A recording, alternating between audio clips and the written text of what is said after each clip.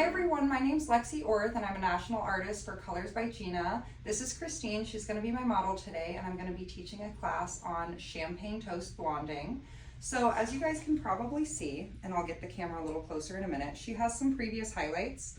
We're going to go ahead and brighten her up quite a bit and tone her in a way that keeps some natural golden tones with a little bit more warmth, but also cooled down with a nice violet. So it's going to be a really pretty combination between the two tones and have a nice iridescent shine, give it that nice pop like champagne.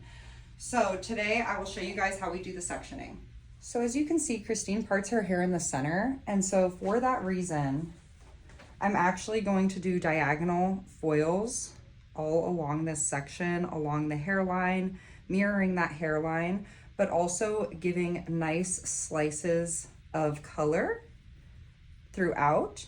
So I'll start about at the apex of the head and go down in a diagonal section just to about the ear and part that away.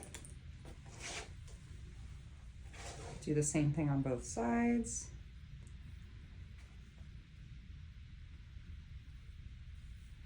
And don't be afraid to really exaggerate that diagonal.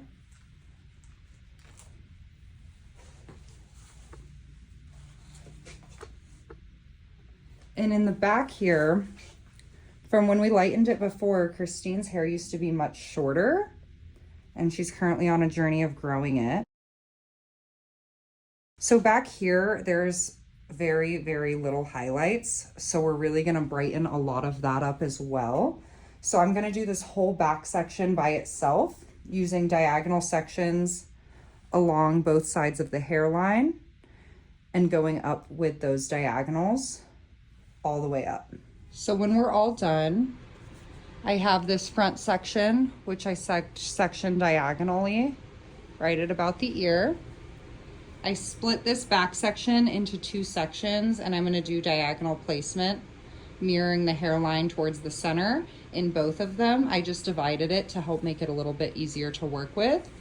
And then on the other side, we have the same diagonal section to the ear. All right, so for our formula today, I'm going to be using the Colors by Gina Lightning Dust. In the back section where I'm going to be starting, I'll start with 20 volume because it's going to work a little bit more slower and give me more control.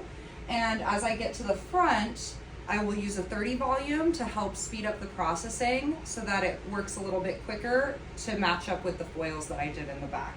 So I'll kind of explain that as I'm going when I change, but usually the sections I start in, I like to use a little bit lower of a volume so that it is a little slower to process at the same time as the foils that finish last. As we know, it can take a little bit of time and that can affect even processing. So I'm going to mix it in a 1-to-2 ratio. I like it to be a little bit more fluid. I find that it gives a little bit more of a consistent lift than sometimes the 1-to-1.5 ratio. While it can be great for on scalp applications where you need it to stay put, sometimes in a foil it can get a little dry and leave spots and uneven processing. So to make sure it's fully saturated, I'm going to do a 1-to-2 mixing ratio. I love the blue pigment in the Lightning Dust. It helps cancel out some of that unwanted warmth as it's lifting. It also has chamomile, so if you do an on-scalp application, it helps soothe the scalp from irritation. And it has B vitamins that are great for the hair and nourishment.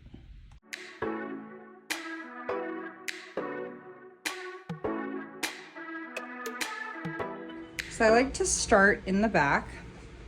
I feel like it's easier to wash it out if it processes faster before the front areas are done. It's easier to wash the back than the front.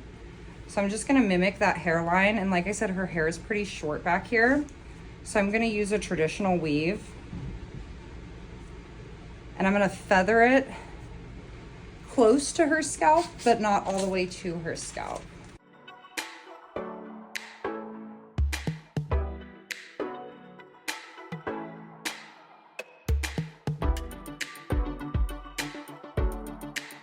So I kind of start about inch and a half down, lay the product, And then I'll feather it slightly.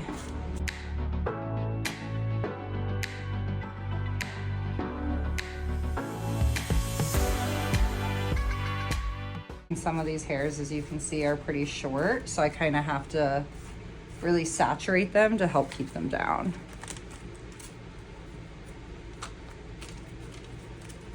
Because the hair is short, it's also easier to do a tri-fold. It's a little bit more secure than doing 2 folds. So as you can see, I fold it into more of a third than in half. So I'm gonna do about 3 or 4 of those, following the same diagonal pattern, working towards the center.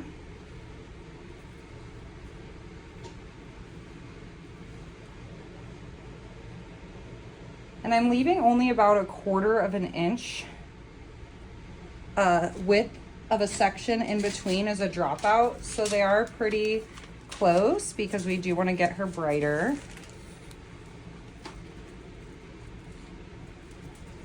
So again, I'm going to place my product about 1 inch, 1.5 inches down, really lay it so that it holds the hair so that I can feather.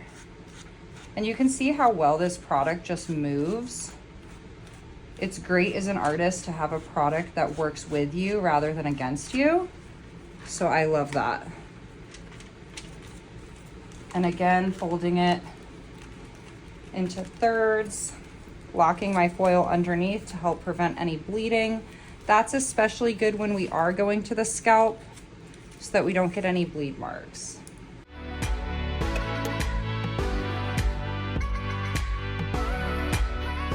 So because we want the hair to be pretty light, so there's a little bit of highlighting here. I'm gonna choose not to grab those pieces so that it gives it a little bit more of a diffused look, and it'll help blend the hair a little softer. So I'm gonna avoid those light pieces and purposely pick up more of the darker ones.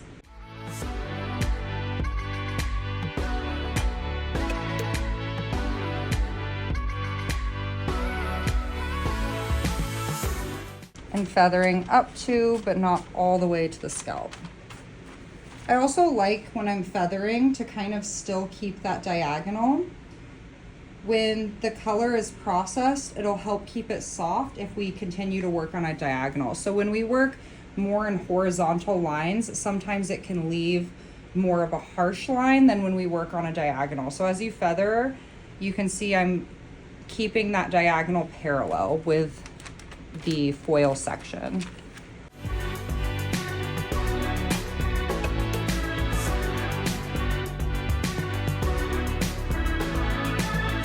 All right, and after I do this 4th one on this side, I will repeat the same pattern on her other side of her head over here. So I'll be doing the same thing and just working this way, and then I'll show you guys how I go up from there.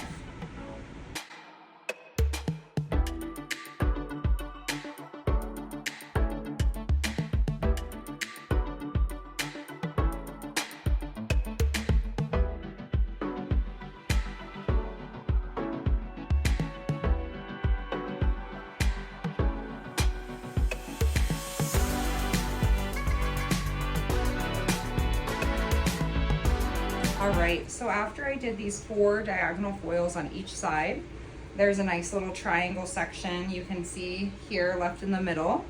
I'm just going to do horizontal sections all the way up. And when I lay the lightener, I'm actually going to lay it in a V so that it continues to mirror these diagonal sections I've already done. So you'll see, even though I'll be taking a horizontal section, the lightener will be applied in a V shape and blended up from there. That keeps the center a little bit darker, so it keeps nice movement going away from the face and down, which the eye really likes that. So it'll probably take me about, I would say, 4 to 6 foils to do this section, doing it with the same spacing. So these first few are gonna be pretty short sections, but that's okay. So you can see I'll take a diagonal section here, weave the hair a bit.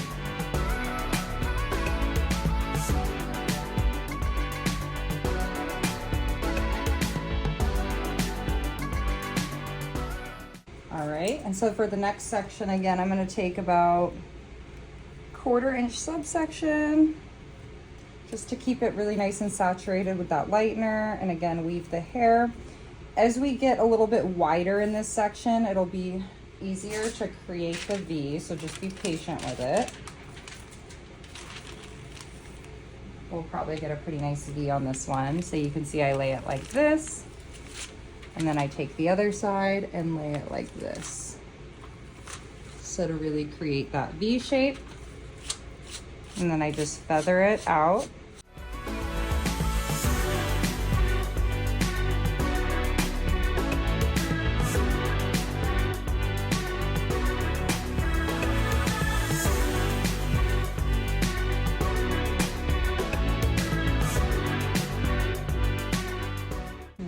And again, we're gonna weave. So there's a couple blondie pieces in that section as well. So just trying to avoid those to help the ends appear more saturated for a nice even blend.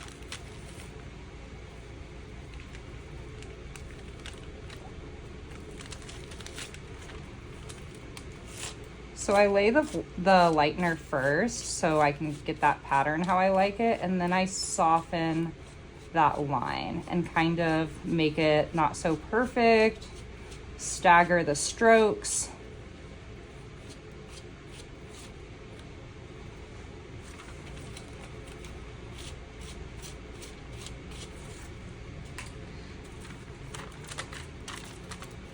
And continue that all the way up to complete this bottom section in the nape.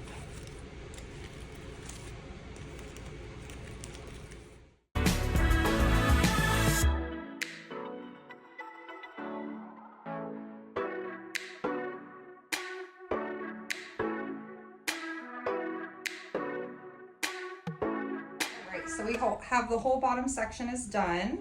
We have the diagonal backs, the center, even though it's in a horizontal, we still did those nice V's to keep that diagonal shape. And we're just gonna kind of mimic that on this second back section. So we're gonna do the same thing where I'm gonna do some diagonal foils on each side and then sum up the center. And again, that's gonna give a nice graduation of an angle that looks very appeasing to the eye. So it won't create those harsh lines horizontally in the hair, which can sometimes be seen as choppy or not blended well. So it'll help keep everything very smooth and very blended. So I'll get you guys a little closer so you can see that. But I'm essentially just going to be doing the same thing, just up this section now.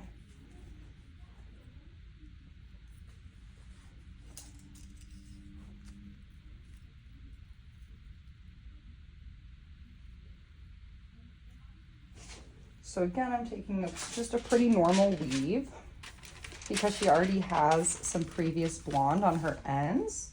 Her ends will already appear more saturated. So again, keeping that diagonal and blending it out. So when I blend it out, like I said, I kind of like to stagger it. Get you a little closer so you can see that. So it's nice and feathered, it's not perfect, but that's what helps blend it really nice.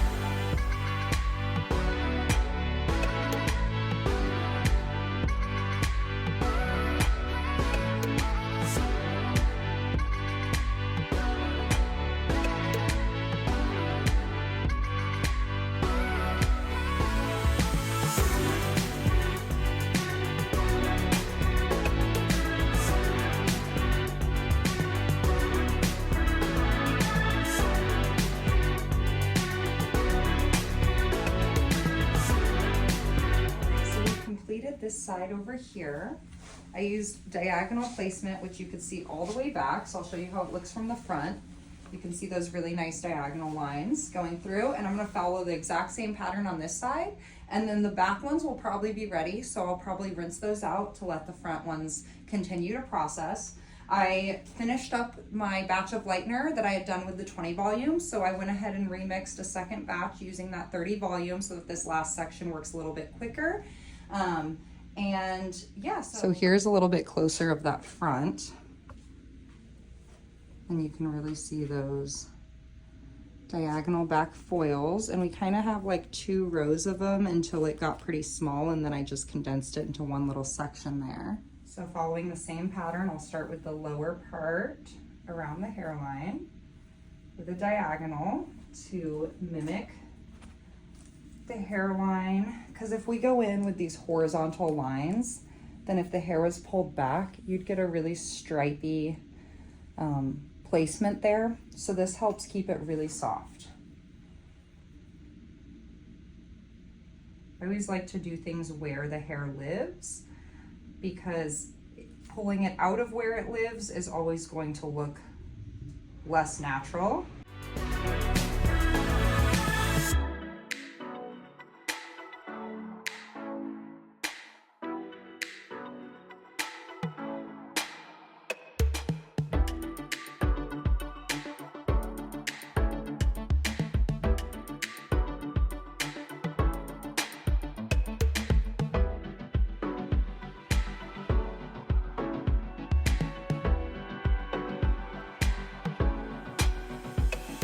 Again, working on that hairline, mimicking the section we just did. We're gonna do a normal weave, place the foil. Again, working on that diagonal line when we place our first little bit, and then feathering up.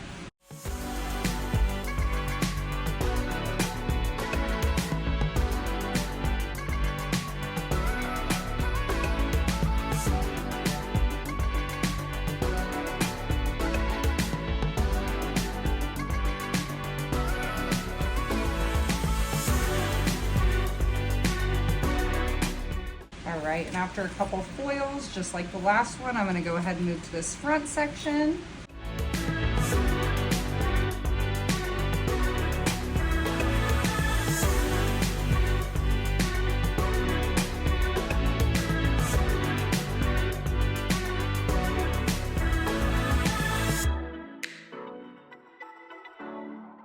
Go ahead and piggyback a second foil up here before moving back to the side. The lower part of the side, I should say.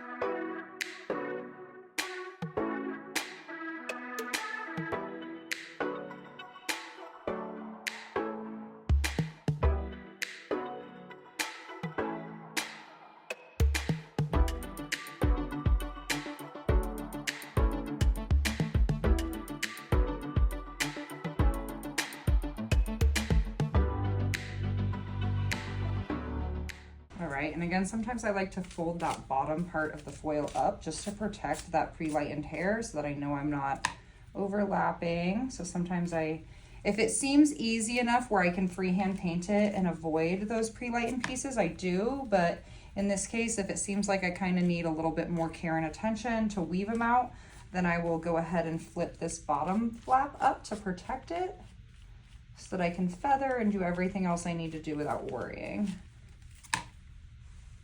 And then usually if I do it that way so that I'm not folding this in half over this hair that I don't want lightened, I will go ahead and just stick another foil over it so that I know that that lightener isn't going to bleed onto that area near the scalp that I've purposefully left out. So I'll just place a brand new foil over so we wouldn't actually fold it. And then I'll fold it after so everything stays nice and protected. And I'll just continue that pattern, same as before, doing 2 at a time and kind of staggering until I get to a point where I have just a small section left. And I will just do that section as is, and then we will be all ready to process. Like I said, I will rinse the back ones as soon as I finish this front section, but the front will just process for about 30 minutes after that. All right, so we've rinsed out all of Christine's color. I did a shampoo, a conditioner, and I towel dried her hair. I'm going to use the 10.21, the color's by Gina. It is our extra light violet blonde to tone her hair. I'm gonna mix that with a 1:2 ratio with the 5 volume color producer. Mixing it in that ratio with the 5 volume makes it a demi-permanent, which is perfect for toning. It'll process up to 20 minutes visually, but usually after about 10 to 15 minutes, I can see it processing, and sometimes I'll rinse it a little bit early. So I'm gonna mix the 10.21. I'm gonna use 25 grams with 50 grams of our 5 volume.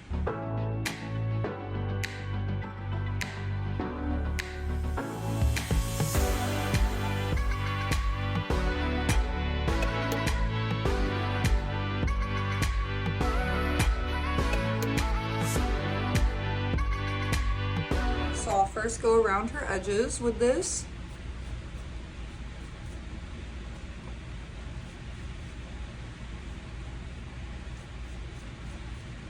And then I'll have her tilt up slightly. And then I usually do it like, kind of like a lazy retouch, just because since we're not doing gray coverage and we're toning it, I take a little bit bigger sections than I would for a regular color retouch, so about 1/2 inch subsections.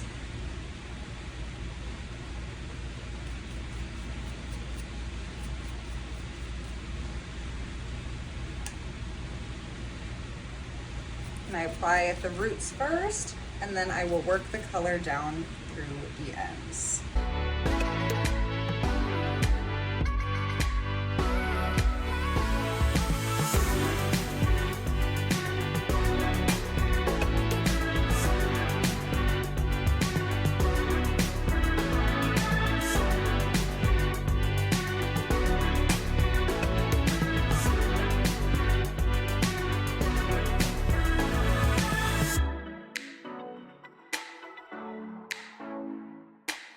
All right, so we are all done. So I used the 10.21 to tone to really help cool it down and cool down some of that warmth and give it a nice beigey tone, because there is a little bit of gold in her hair. So with that cool tone, it gives it a nice beige feel to really give champagne toast vibes.